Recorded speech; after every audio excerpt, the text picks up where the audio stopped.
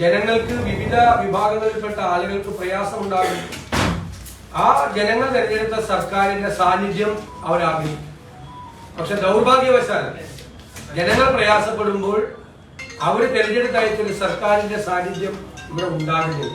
സർക്കാർ ഇല്ലായ്മയാണ് 4 വർഷമായി ഈ ഗവൺമെന്റിന്റെ ഏറ്റവും വലിയ മുഖമുദ്ര. നിങ്ങൾ ഉണ്ടായ തിരുവനന്തപുരത്തെ തലസ്ഥാന നഗരിയിൽ ഈ 4ാം വാർഷികത്തിൽ ഉണ്ടായ സംഭവം എന്താണ്? ഒരു വീട്ടുജോലി ചെയ്ത് ജീവിക്കുന്ന ഒരു പാവപ്പെട്ട സ്ത്രീയെ പോലീസ് സ്റ്റേഷനിൽ വിളിച്ചു വരുത്തി 20 മണിക്കൂർ ടോർച്ചർ ചെയ്ത് അവരെ അപമാനിച്ച് ഇത് പുറത്തിറക്കി വിട്ടു. അവര്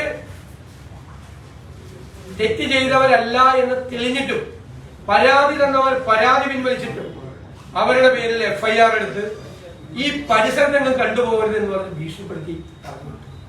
ഞാൻ ചോദിക്കട്ടെ, പോലീസ് സ്റ്റേഷനിൽ പിണറായി വിജയൻ ആഭ്യന്തരമന്ത്രിയായിരിക്കുമ്പോൾ പോലീസ് സ്റ്റേഷനിൽ ചെല്ലുന്നവർക്ക് കക്കൂസിലെ വെള്ളമാണോ കുടിക്കാൻ കൊടുക്കുന്നത്? ആ സ്ത്രീയോട് പറഞ്ഞാണ് പോലീസ് ഉദ്യോഗസ്ഥ, അതാണ് കുടിക്കാൻ കൊടുക്കുന്നത്. എന്നിട്ട് അവരെ അപമാനിച്ച് അവരെ മുഴുവൻ രാത്രി മുഴുവൻ ഒരു പോലീസ് സ്റ്റേഷനിൽ ഒരു സ്ത്രീയെ നിർത്തുന്നതാണോ ഈ ഗവൺമെന്റിന്റെ നടപടി?